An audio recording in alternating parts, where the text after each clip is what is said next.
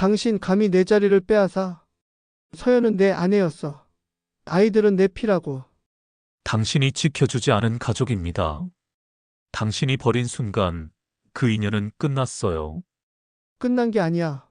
서연아, 넌 아직도 내 아내라고 생각해. 돌아와, 제발 돌아와. 내가 잘못했어. 다시 시작하자. 서연은 고개를 저었다. 눈빛은 흔들리지 않았다. 민수 씨, 당신의 잘못은 그때 끝났어요. 저는 다시 돌아갈 수 없어요. 그리고 돌아가고 싶지도 않아요. 쌍둥이 아들을 낳아 키우는 전부인. 쌍둥이는 어릴 적 내 모습과 너무 닮아 있다. 반전과 여운이 있는 이야기이니 끝까지 시청 부탁드립니다. 재밌게 시청하시고 구독과 좋아요 부탁드립니다. 제게 큰 힘이 됩니다.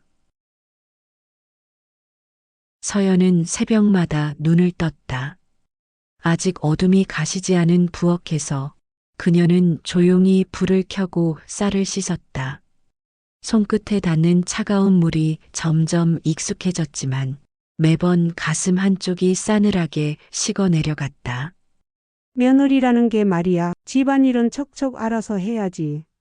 언제까지 내가 잔소리해야겠니?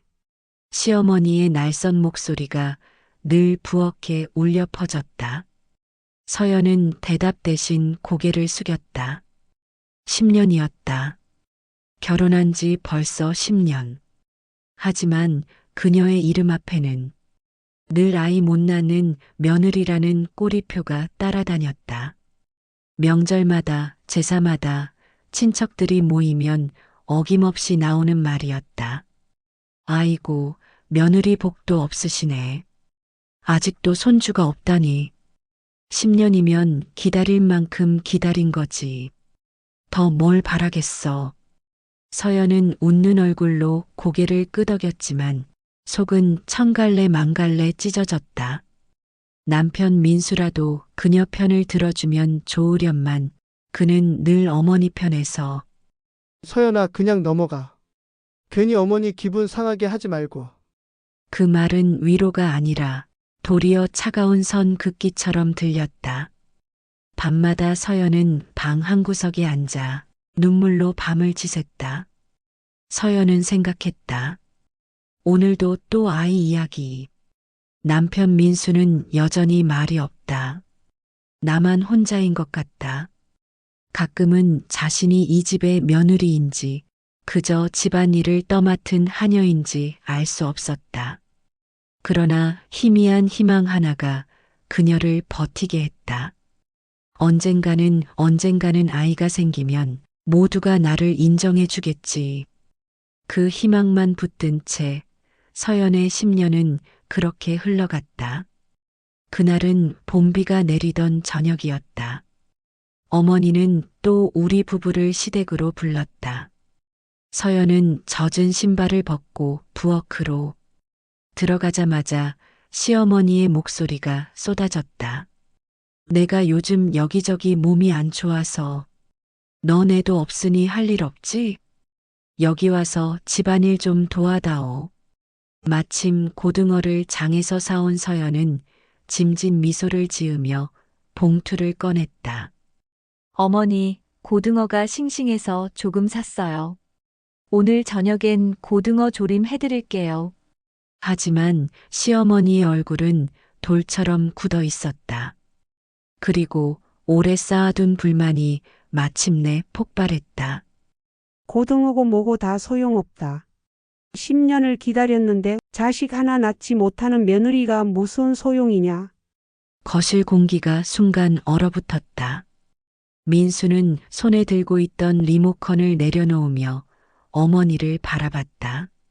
엄마, 그만 좀 하세요. 서연이가 얼마나. 입 다물어. 영철의 목소리가 벼락처럼 떨어졌다. 너도 장남으로 책임이 있지 않느냐. 가문을 잇는 게 남자의 도리다. 그런데 너네는 언제까지 애 생길 때까지 기다리고만 있을 거야. 서연은 두 손을 꼭 모으며 고개를 떨궜다. 가슴 한구석이 찢어지듯 아팠다. 며칠 후 결국 시어머니의 한마디가 그녀의 운명을 갈랐다. 이렇게까지 애가 안 생기면 어쩔 수 없다. 헤어질 수밖에. 민수도 끝내 아내를 붙잡지 않았다.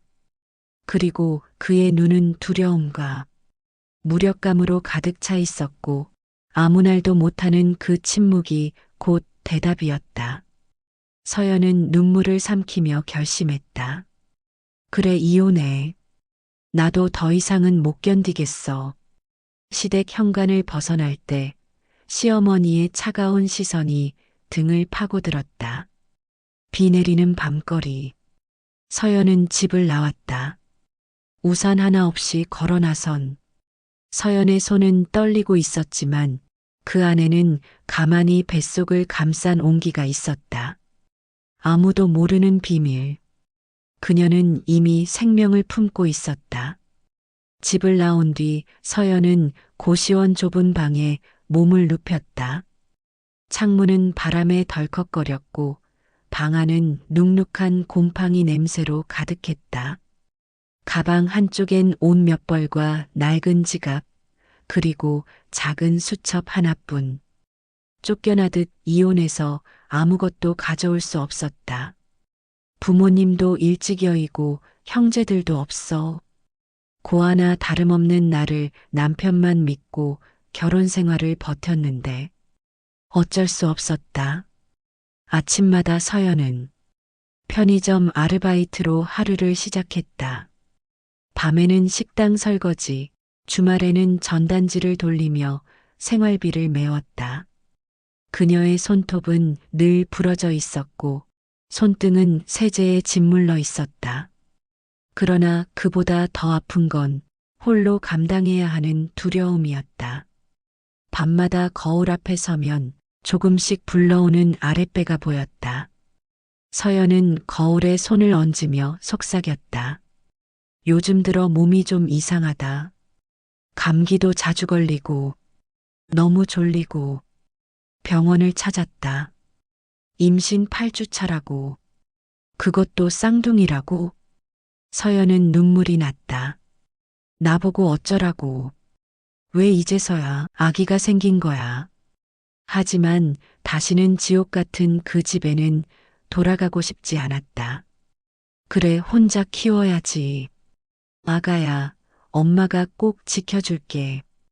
아무리 힘들어도 너희만큼은 버리지 않을 거야. 눈가에 맺힌 눈물을 닦으며 그녀는 다시 새벽 알람을 맞췄다. 친척이나 지인에게 도움을 청하는 건 생각조차 할 수 없었다. 이미 아이 못 낳는 며느리라는 낙인이 찍혀 있었고 그런 상황에서 임신 사실을 밝히는 건 또 다른 손가락질일 뿐이었다. 그래서 서연은 오직 자신만을 믿기로 했다. 두 아이를 지키기 위해 어떤 고통도 삼켜내며. 그러나 몸은 점점 약해져 갔다. 빈혈로 쓰러져 의자에 앉아 있던 날, 식당 주인은 불쾌한 얼굴로 말했다. 몸 챙겨가며 일할 여유 없는 거 알죠? 이러다 또 쓰러지면 다른 사람 써야겠어요. 서연은 고개 숙여 연신, 죄송합니다를 되뇌며 뱃속을 감싸쥐었다. 거리의 불빛조차 희미한 겨울밤. 서연은 차가운 골목길에 홀로 앉아 있었다. 주머니 속에는 10,000원짜리 2장과 버스카드 하나. 눈발이 흩날리는 하늘을 올려다보며 그녀는 속으로 되뇌었다.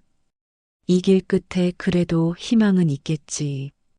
반드시 있어야만 해. 거센 바람이 몰아치던 한겨울 밤. 눈발이 흩날리며 도로 위 가로등 불빛을 삼켰다. 사람들의 발길이 끊긴 골목길에 서연은 숨을 몰아쉬며 몸을 움켜쥐었다. 아, 안 돼, 여기서 쓰러지면. 하지만 다리의 힘은 이미 풀려 있었다. 찬 바닥에 무릎을 꿇는 순간 뱃속에서 심장이 2배로 뛰는 듯한 고통이 밀려왔다. 식은 땀과 함께 눈물이 흘러내렸다. 그때 검은 승용차 한 대가 골목에 멈춰섰다. 문이 열리며 긴 외투를 걸친 한 남자가 급히 뛰어왔다. 그의 이름은 윤재, 50을 넘긴 중년 사업가였다. 괜찮으세요? 그의 목소리는 단호하면서도 다급했다. 서연은 힘겹게 고개를 들었지만 눈앞은 이미 흐릿해지고 있었다. 제발 우리 아기들 살려주세요. 희미한 목소리와 함께 그녀의 눈꺼풀이 천천히 내려앉았다. 윤재는 그녀의 손을 붙잡았다. 손끝이 얼음처럼 차가웠다. 자신도 모르게 가슴이 저릿하게 무너져 내렸다. 그는 오래전 자신의 어머니를 떠올렸다. 혼자서 미혼모로 아이를 키우며 세상의 멸시를 견뎌내던 그 눈물의 얼굴. 그 아이가 바로 자신이었다. 그때 아무도 우리를 도와주지 않았지. 윤재는 서연을 힘껏 안아 올렸다. 눈발 속에서 그의 외투는 금세 젖어들었지만 발걸음은 한순간도 멈추지 않았다. 병원 응급실. 의사들이 달려와 서연을 데려갔다. 윤재는 처절하게 기다리며 두 손을 모았다. 부디 저 여인과 아이들이 살아만 주기를. 멀리서 들려오는 의사의 목소리. 곧 출산이 시작됩니다. 산모 상태가 위급하니 가족분은 서명부터 하셔야 합니다. 순간 윤재의 눈빛이 흔들렸다. 가족? 그는 그저 길에서 만난 낯선이었다. 그러나 그는 단호하게 펜을 집어들었다. 제가 보호자입니다. 어떤 절차든 제가 책임지겠습니다. 창밖에 눈이 내리고 있었다. 그날 밤 윤재의 인생은 돌이킬 수 없을 만큼 달라지기 시작했다. 병원 복도는 긴장감으로 가득했다. 수술실 불빛이 붉게 켜져 있고 안에서는 분주한 발걸음과 의사들의 목소리가 쉼없이 오갔다. 윤재는 의자에 앉아 두 손을 모으고 있었다. 손끝이 하얗게 질릴 만큼 힘이 들어가 있었다. 제발 살아만 줘라. 아이들도 그 여인도. 문이 열리고 간호사가 땀에 젖은 얼굴로 달려나왔다. 보호자분, 산모가 힘들어하지만 쌍둥이입니다. 곧 아이가 나옵니다. 윤재의 눈이 크게 흔들렸다. 쌍둥이라니. 그 순간 그는 설명할 수 없는 전율을 느꼈다. 잠시 뒤 수술실 안에서 울음소리가 터져나왔다. 작고 맑고 동시에 강인한 울음소리. 첫째 나왔습니다. 곧이어 두 번째 울음이 이어졌다. 둘째도 건강합니다. 윤재는 자리에서 벌떡 일어나 문 앞으로 다가갔다. 심장이 미친 듯이 뛰고 있었다. 얼마 후 간호사가 조심스럽게 아기들을 안고 나왔다. 작은 천에 쌓인 두 아이는 똑같이 붉은 얼굴에 주먹을 움켜쥐고 울고 있었다. 윤재는 숨을 삼켰다. 아이들의 얼굴은 어딘가 그토록 힘겹게 울던 서연의 눈매와 닮아 있었다. 그리고 잠시 뒤 수술을 마친 서연이 힘없이 침대에 실려 나왔다. 얼굴은 창백했지만 눈동자가 천천히 움직이며 윤재를 찾았다. 아이들 괜찮나요? 그 목소리는 기진맥진했지만 오직 아이들만을 향한 애타는 사랑이 담겨 있었다. 윤재는 고개를 끄덕였다. 둘 다 건강합니다. 아주 건강해요. 서연의 눈에 눈물이 맺혔다. 그녀는 약하게 미소 지으며 속삭였다. 고마워요, 살려주셔서. 그리고 다시 기절한 듯 눈을 감았다. 윤재는 침대 곁에서 서연과 아이들을 번갈아 바라보았다. 가슴 깊은 곳에서 뜨겁고 낯선 감정이 솟구쳤다. 연민, 책임감, 그리고 설명하기 힘든 따뜻함. 그는 그 자리에서 조용히 다짐했다. 젊음을 자리 잡느라 연애 한번 제대로 못했었다. 그런데 어째 이 여자가 나의 여자가 될 것 같다. 많은 고민을 했다. 하지만 이 여자는 나의 운명 같았다. 당신도 아이들도 더는 혼자 두지 않겠습니다.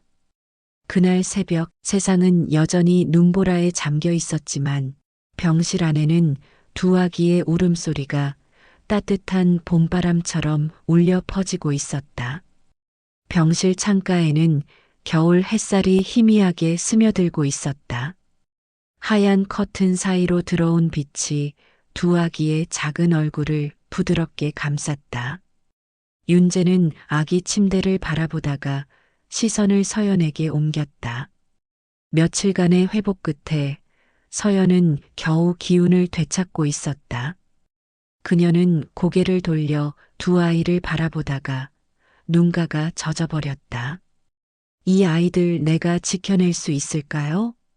목소리는 불안과 두려움으로 떨리고 있었다. 윤재는 잠시 침묵하다가 단단한 목소리로 말했다.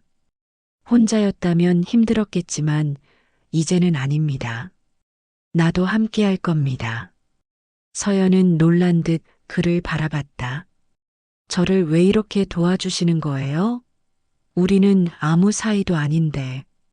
윤재는 창밖으로 시선을 돌리며 낮게 대답했다.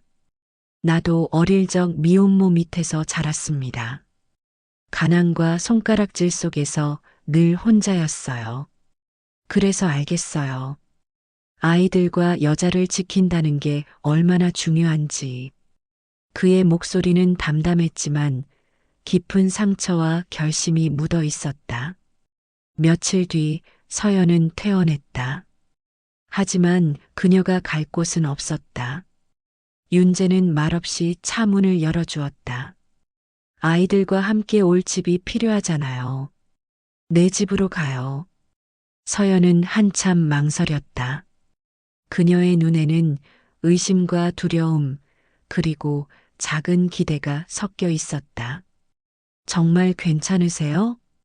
윤재는 짧게 미소 지었다. 이제 우리 모두에게 필요한 건 가족입니다. 시간은 흘러 아이들은 조금씩 자라났다. 밤마다 두 아이가 동시에 울면 윤재가 먼저 달려가 안아 올렸다. 이 녀석들 목소리가 참 크네. 분명 크게 될 거야. 그의 품에서 울음이 잦아드는 아이들을 보며 서연은 말없이 눈물을 훔쳤다. 낯선 집, 낯선 남자였지만 그곳은 점차 따뜻한 보금자리가 되어갔다. 봄날 저녁 작은 정원에서 윤재는 두 아이와 함께 공을 굴리며 놀고 있었다. 서연은 베란다에 서서 그 모습을 바라보다가 문득 마음이 저릿해졌다. 내가 버려졌던 그날 끝났다고 생각했는데 이 사람 덕분에 다시 시작할 수 있구나. 그녀는 처음으로 자신에게 허락된 미소를 지었다. 그리고 어느 날 밤 윤재는 아이들을 재운 뒤 서연에게 조심스레 다가왔다. 서연 씨, 나는 단순히 동정으로 곁에 있는 게 아닙니다. 그녀는 놀란 눈빛으로 고개를 들었다. 윤재의 시선은 진지했다. 당신을 사랑하게 됐습니다. 아이들뿐만 아니라 당신까지도. 순간 서연의 가슴은 세차게 뛰었다. 그동안 참고 눌러왔던 외로움이 한순간에 무너져 내리는 듯했다. 눈물이 흘렀다. 그러나 이번 눈물은 슬픔이 아니라 오랜만의 따뜻함이었다. 그날 밤 서연은 처음으로 윤재의 손을 잡았다. 그리고 속삭였다. 나도 이젠 도망치지 않겠습니다. 우리 함께 살아가요. 밤을 지새우며 일을 하던 윤재의 작은 사무실. 낡은 책상 위에는 빽빽한 서류와 계약서, 그리고 두 아이의 사진이 놓여 있었다. 윤재는 피곤에 지쳐도 사진을 바라볼 때마다 눈빛이 다시 빛났다. 서연 씨, 그리고 우리 아이들 내가 반드시 지켜낼 거야. 윤재의 사업은 처음에는 작은 도매상이었다. 트럭 한 대로 물건을 나르며 직접 거래처를 찾아다니고 부당한 조건에도 꾹 참고 계약을 이어갔다. 그러나 그는 포기하지 않았다. 몇 년 후 그 끈기는 결실을 맺었다. 직거래 유통망을 개척하고 IT 기반의 새로운 물류 시스템을 도입하면서 윤재의 사업은 점점 성장해 갔다. 서연은 그 과정을 곁에서 지켜봤다. 밤늦게까지 거래처 전화를 붙잡고 씨름하는 남편, 새벽에도 공장으로 나가는 뒷모습, 아이들에게 피곤한 몸으로도 웃음을 잃지 않으려 애쓰는 모습. 그녀는 마음속으로 수없이 되뇌었다. 나 같은 사람을 구해주고 또 이렇게까지 노력하는구나.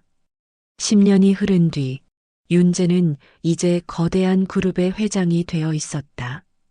언론에서는 흑수저에서 재벌까지 올라선 자수성 가형 기업가라고 떠들어댔다. 기자들이 그의 집 앞에 모여들었고 사회각계에서 초청장이 쏟아졌다. 하지만 윤재가 가장 먼저 챙긴 건 늘 서연과 쌍둥이 아이들이었다. 내 성공은 내 것이 아니야. 너희들이 있었기에 가능했어. 서연은 어느새 화려한 드레스를 입고 공식 석상에 서는 재벌가의 안주인이 되었지만 그 마음속에는 여전히 고단했던 지난날의 기억이 남아 있었다. 그러기에 그녀는 화려함 속에서도 늘 겸손을 잃지 않았다. 그리고 어느 봄날 저녁, 서연은 두 아들을 데리고 윤재의 검은 승용차에 올라탔다. 차 문이 닫히는 순간 멀리서 누군가의 시선이 그 장면을 지켜보고 있었다. 시장 골목길을 지나던 시어머니와 민수였다. 민수의 발걸음이 순간 멈췄다. 그의 시선은 서연 곁에 서 있는 두 아이에게 꽂혔다. 저 애들. 아이는 꼭 민수 어릴 적 얼굴과 닮아 있었다. 쌍둥이의 또렷한 눈매, 인매, 심지어 웃는 모습까지. 시어머니의 손이 덜덜 떨렸다. 저게 우리 손주였단 말이냐? 민수는 차가 떠나는 뒷모습을 보며 심장이 무너져 내리는 듯한 충격을 받았다. 서연이 아이를 낳았다고? 그리고 지금은 재벌가 안주인이라니. 그 순간 잊고 지내던 후회와 미련이 한꺼번에 몰려왔다. 서울 강남의 대형 호텔 연회장. 윤재가 회장으로 있는 그룹의 20주년 기념식이 열리던 날이었다. 언론사 카메라가 번쩍이고 수많은 인사들이 줄지어 축하 인사를 전했다. 서연은 고급 드레스를 입고 쌍둥이 아들과 함께 입장했다. 아이들이 천진하게 웃자 사람들 사이에서 탄성이 흘러나왔다. 와, 애들이 아빠 판박이네. 정말 똑똑하게 생겼다. 그러나 구석에서 이 장면을 바라보던 두 사람의 얼굴은 창백했다. 민수와 그의 어머니였다. 며칠 전 거리에서 우연히 본 장면이 꿈이 아니었음을 확인한 순간이었다. 아이들의 또렷한 이목구비, 웃는 모습, 걸음걸이. 모두 민수의 어린 시절과 똑같았다. 시어머니의 손이 떨렸다. 내가 내 손주를 내쫓은 거였구나. 민수는 차마 눈을 들지 못한 채 술잔만 움켜쥐었다. 연회가 끝난 뒤 서연은 아이들과 함께 대기실로 향했다. 그때 문 앞에 웬 익숙한 그림자가 드리워졌다. 서서연아. 낯익은 목소리, 떨리는 어조. 고개를 든 서연은 얼어붙었다. 눈앞에 선 건 10년 전 자신을 내쫓던 그 집 식구들. 남편 민수와 시어머니였다. 공기가 순식간에 얼어붙었다. 아이들이 눈을 동그랗게 뜨며 서연의 곁으로 바짝 다가왔다. 엄마, 이 아저씨 누구야? 쌍둥이의 물음에 서연의 가슴이 철렁 내려앉았다. 민수는 아이들을 보며 중얼거렸다. 내내 아이들이구나. 시어머니가 비틀거리며 서연에게 다가왔다. 서연아, 그땐 내가 미쳐서. 그녀의 눈가엔 후회의 눈물이 고였다. 하지만 서연의 눈빛은 차가웠다. 이제 와서 무슨 말씀을 하시는 겁니까? 저를 내쫓을 때 제 뱃속에 뭐가 있었는지 알고 계셨나요? 민수는 목소리를 높였다. 당신, 그럼 왜 말 안 했어? 내 아이라고, 왜 그땐 한마디도 안 했냐고. 서연은 단호히 맞받았다. 말했어도 당신이 날 지켜줬을까요? 아니, 시어머니의 말 한마디에 고개 숙이고 날 외면했던 게 누구였죠? 그 순간 대기실 문이 열리며 윤재가 들어왔다. 그는 서연의 곁에 당당히 섰다. 무슨 일입니까? 민수는 벌떡 일어나 윤재를 노려봤다. 당신 대체 누구야? 윤재는 서늘한 미소를 지으며 손을 내밀었다. 저는 윤재입니다. 서연의 남편이자 이 아이들의 아버지입니다. 순간 시어머니와 민수의 얼굴이 굳어졌다. 남편? 아버지? 민수의 눈빛이 흔들렸다. 그럼 내 아이들을 당신이 키웠단 말이야? 윤재는 단호히 고개를 끄덕였다. 네. 저는 이 아이들을 내 자식으로 여기고 아내와 함께 살아왔습니다. 그리고 앞으로도 그럴 겁니다. 시어머니는 바닥에 주저앉아 흐느꼈다. 내가 내 손주들을 버린 거였구나. 민수는 분노와 후회, 혼란 속에서 손을 부들부들 떨며 속삭였다. 이건 말도 안 돼. 서연은 아이들의 손을 꼭 잡으며 차갑게 말했다. 저는 돌아온 게 아닙니다. 저는 제 길을 걸었고 제 가정을 지켰을 뿐입니다.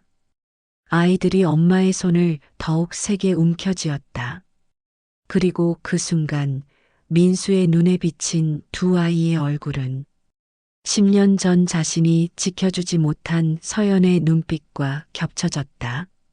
밤이 깊었다. 서울 외곽의 허름한 술집, 이혼 후 재혼도 못하고, 회사에서는 잘리고, 변변찮은 수입도 없던 민수는 술잔을 연거푸 들이켰다. 술이 목구멍을 타고 내려갔지만 가슴 깊은 곳의 쓰라림은 가시지 않았다. 탁자 위엔 이미 빈 소주병이 3개나 나뒹굴고 있었다. 민수는 얼굴을 두 손으로 가린 채 중얼거렸다. 내 아들들이었어. 그 옆에 앉은 시어머니의 눈은 벌겋게 부어 있었다. 내가 잘못했어. 서연이를 그렇게 쫓아내지만 않았어도. 손수건으로 눈물을 훔치면서도 목소리는 떨렸다. 그때는 그저 장손이, 집안이, 체면이 눈앞을 가렸지. 근데 그 아이들이 민수 어릴 적이랑 똑같잖아. 내 피 내 손주가 맞잖아.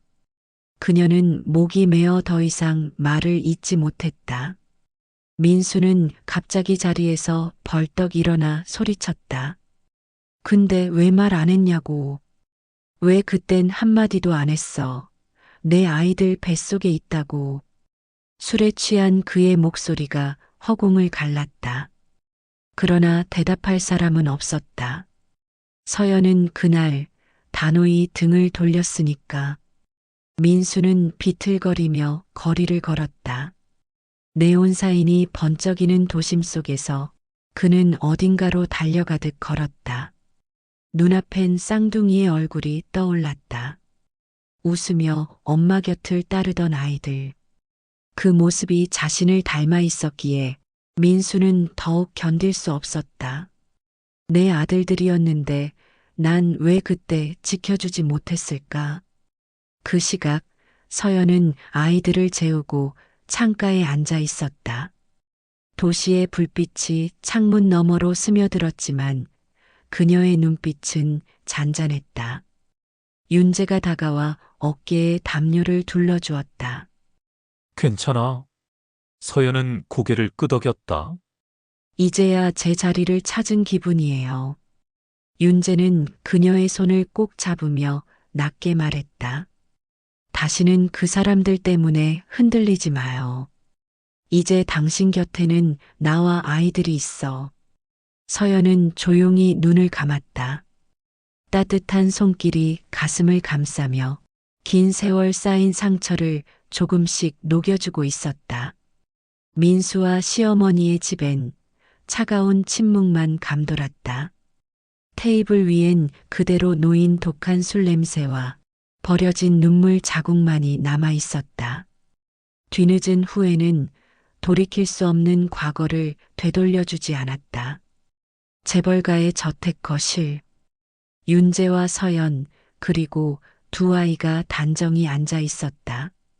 넓은 창문으로 들어오는 햇살은 따뜻했지만 공기는 무겁게 가라앉아 있었다. 잠시 후 초인종 소리가 울렸다.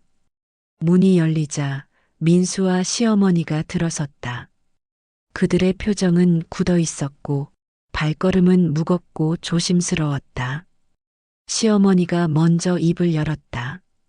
서연아, 내가 감히 다시 우리 앞에 나타나다니. 목소리는 차가웠지만 눈빛 어딘가엔 후회가 묻어 있었다. 서연은 아이들의 손을 꼭 잡으며 담담히 대답했다. 저는 감히 돌아온 게 아닙니다. 저는 제 길을 걸었을 뿐이에요. 민수는 갑자기 목소리를 높였다. 내가 어떻게 나한테 이럴 수 있어? 내 아이인데 왜 숨겼어? 왜 내 아이들을 내 눈앞에서 빼앗아 간 거냐고. 서연의 눈빛은 단호했다. 숨긴 게 아니에요. 나도 이혼 후 알았어요. 당신이 날 지켜줄 수 있었다면 제가 그때 등을 돌리지 않았겠죠. 윤재가 조용히 앞으로 나섰다. 그의 목소리는 낮지만 강했다. 이 아이들은 제 아들입니다. 저는 이 가정 다시 시작할 겁니다. 그의 말에 민수의 얼굴이 일그러졌다. 내 아이들이라고, 내 피라고. 피가 무슨 상관입니까?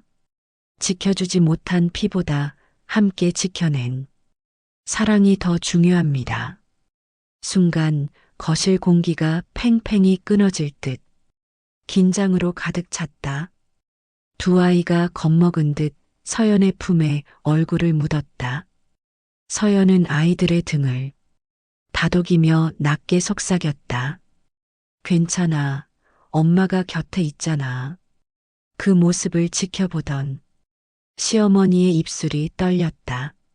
말없이 눈물이 뚝뚝 흘러내렸다. 내가 잘못했구나. 내 욕심 때문에 내 손주들을 내쫓고 내 며느리를 짓밟았구나. 그녀는 두 손으로 얼굴을 가리며 오열했다. 민수는 여전히 분노와 후회 사이에서 갈피를 못 잡고 있었지만 눈빛은 점점 흔들려갔다. 윤재는 아이들을 품은 서연 곁에서 굳건히 서 있었다. 마치 선언하듯 단호하게 말했다. 이제 그 누구도 이 가족을 무너뜨릴 수 없습니다. 거실은 정적에 휩싸여 있었다. 아이들의 얕은 숨결과 시어머니의 흐느낌만이 공기를 가르듯 흘러나왔다. 그러나 민수의 눈빛은 점점 더 날카로워졌다. 그는 벌떡 일어나 윤재를 향해 다가섰다. 당신 감히 내 자리를 빼앗아? 서연은 내 아내였어. 아이들은 내 피라고. 윤재는 흔들림 없이 서연 앞을 막아섰다. 당신이 지켜주지 않은 가족입니다. 당신이 버린 순간 그 인연은 끝났어요. 민수는 주먹을 움켜쥐며 목소리를 높였다. 끝난 게 아니야. 서연아, 넌 아직도 내 아내라고 생각해. 돌아와, 제발 돌아와. 내가 잘못했어. 다시 시작하자. 서연은 고개를 저었다. 눈빛은 흔들리지 않았다. 민수 씨, 당신의 잘못은 그때 끝났습니다. 저는 다시 돌아갈 수 없어요. 그리고 돌아가고 싶지도 않아요. 민수의 얼굴이 일그러졌다. 숨이 가빠지고 눈에는 광기가 스쳤다. 안 돼, 넌 내 거야. 내 아이들이고 내 가정이야. 다시 뺏길 수 없어. 그는 서연에게 다가가려 했다. 그러나 윤재가 단호히 가로막았다. 그 이상은 허락하지 않겠다. 두 남자의 시선이 부딪혔다. 불꽃처럼 서로의 숨결마저 뜨겁게 맞섰다. 그때 아이들이 울음을 터뜨렸다. 엄마, 무서워. 서연은 아이들을 품에 안고 눈을 감았다. 심장이 쿵쿵 뛰었지만 그녀는 단호하게 속삭였다. 괜찮아, 엄마가 있잖아. 시어머니가 떨리는 다리로 일어나 소리쳤다. 그만해라. 민수야, 제발 그만. 그러나 그녀의 목소리는 힘을 잃은 채 허공에 흩어졌다.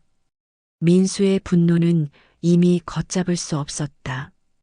그 순간 시어머니의 얼굴이 창백해지더니 가슴을 움켜쥐고 비틀거리며 바닥으로 쓰러졌다. 모두의 비명이 동시에 터져나왔다. 시간이 멈춘 듯 공기는 얼어붙고 눈앞은 아득해졌다. 민수는 두 손을 덜덜 떨며 어머니 곁에 무릎 꿇었다. 엄마, 정신 차려요. 그제야 민수의 눈에서 눈물이 터져나왔다. 분노, 집착, 후회가 한꺼번에 무너져 내리듯 흐느낌으로 바뀌었다. 서연은 아이들을 윤재에게 맡기고 급히 시어머니의 손을 잡았다. 어머니, 괜찮으세요?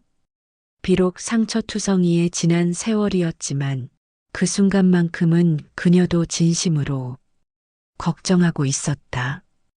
윤재는 휴대폰을 꺼내 급히 외쳤다. 구급차 불러. 빨리. 울음과 절규가 뒤섞인 거실. 그제야 모두가 깨달았다. 끝없는 갈등과 원망 속에서 결국 가장 큰 상처를 입은 건 가족이라는 이름 자체였음을. 응급실의 하얀 불빛이 차갑게 비쳤다. 민수는 대기실 의자에 앉아 머리를 감싸쥐고 있었다. 눈은 벌겋게 충혈되어 있었고 손끝은 계속 떨렸다.